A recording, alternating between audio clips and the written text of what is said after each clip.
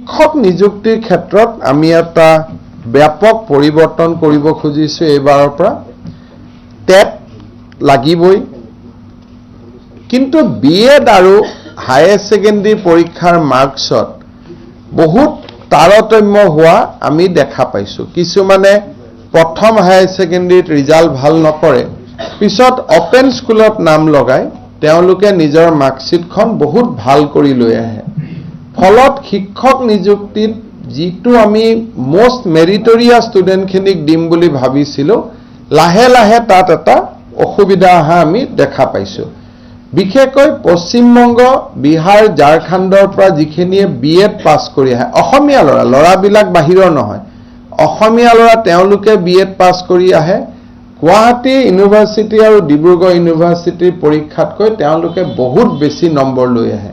99, 98 এনেকুৱা লৈ আহে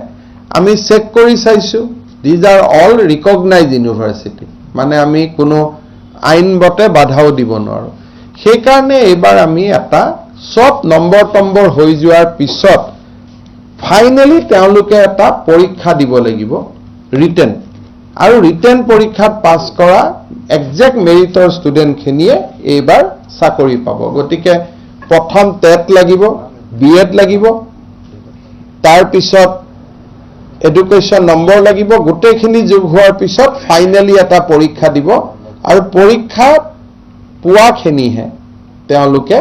চাকৰি পাব এতিয়া আমি শিক্ষক নিযুক্তিৰ সম্পূৰ্ণ প্ৰক্ৰিয়াটো এই ধৰণে এইটোৱে লাষ্ট নিযুক্তি আছিল এতিয়া শিক্ষক নিযুক্তিৰ প্ৰক্ৰিয়াটোতো আগৰ ক্ৰাইটেৰিয়াৰ লগত আৰু এটা ৰিটেন এক্সামিনেশ্যন যোগ হৈ যাব যিটোৱে সকলো মেৰিট সমান কৰি পেলাব কোনোবা বিশ্ববিদ্যালয়ৰ পাছ কৰা বহুতে কয় যে দাদা আমি আগত পাছ কৰিছিলো এতিয়া বহুত পিছত বহুত নম্বৰ দিয়ে গতিকে আগত পিছত যিমান অসুবিধা আছিল